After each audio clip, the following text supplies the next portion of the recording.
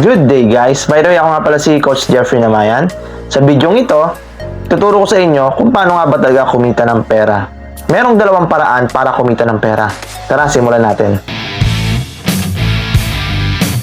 Ang dalawang paraan na ito, number 1, selling. Magbibenta ka ng mga bagay na kung saan yung alam mong kailangan ng mga tao. Yung bagay na kung saan alam mong matutulungan sila pag ibinenta mo. Kasi everything will follow if you sell something na kailangan ng mga tao sa paligid mo. Kung saan titignan mo yung mga magiging solusyon sa problema nila pag ibinenta mo yun. Dapat meron kang skills for selling. Kasi kahit saan ka magpunta, meron nagbibenta. Hindi man ikaw yung nagbibenta, ikaw yung binibentahan. Yung mga tindahan sa paligid mo. O, halimbawa, sabi niya, hindi ako marunong magbenta. Paano yun? O, halimbawa, nagtatrabaho ka o magtatrabaho ka pa lang. Mag-a-apply ka. Di ba nagbibenta ka pa rin? Anong binibenta mo?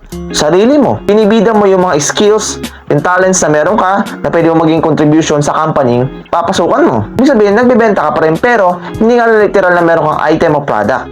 Ang binibenta mo, sarili mo, yung kakayahan mo para makapasok sa company yun na gusto mong trabahuhan. Meaning, lahat pala tayo nagbibenta. Kung tutusin, dapat pala marunong tayo magbenta to gain or to earn money. Pangalawa, services.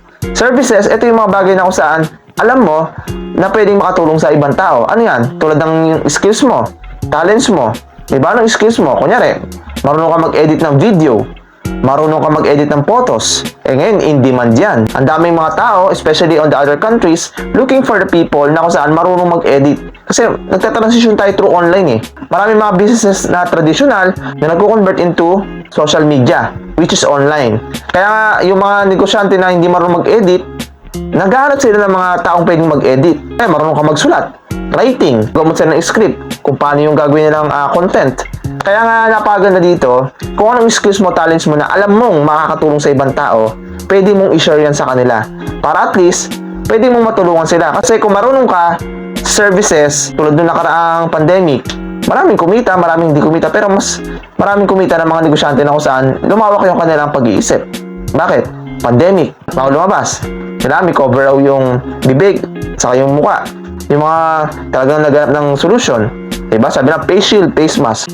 In every problem, there's an opportunity na kung saan pwede kang kumita.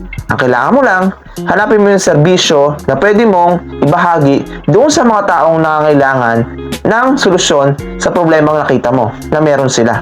Kaya nga maganda dito, pag meron kayong dalawang bagay na yan, remember, yung sinasabi nating selling and then services or service, pag meron ka yan, believe me, pwede kang kumita ng pera na kung saan nakakatulong ka na, natutulungan ka pa ng tinulungan mo.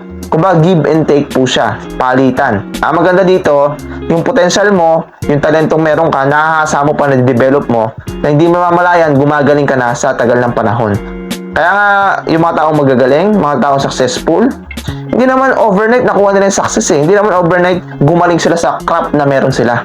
Gumaling sila kasi on their daily actions, daily basis na ginagawa nila, namamaster nila po unti-unti hanggang sa tumagal ang linggo, buwan, taon, na consistent na ginagawa nila yung bagay na yan, kaya gumaling sila.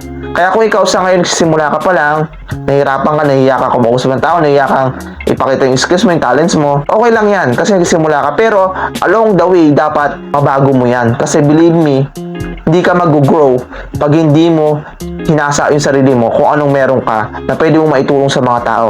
Tandaan mo, sa mundo, dalawa lang po ang tao. Isang kumikita, isang pinagkakakitaan. Ang tanong, alin ka doon? Siguro panahon naman para ikaw yung kumita, para maging blessing ka sa family mo, sa sarili mo, at sa mga tao sa paligid mo.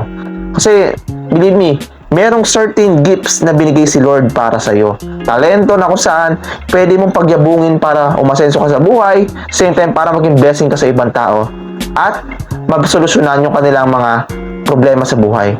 Kaya kung ako sa'yo, sa nakikinig itong video na to, I hope sana nakatulong ito. Kung sa tingin mo nakatulong itong video na to, don't forget to like, share, and subscribe this video. Nang sa gayon, para maabot sila at matulungan. Yun lamang po, maraming salamat po sa pakikinig. Keep safe everyone. Bye and God bless.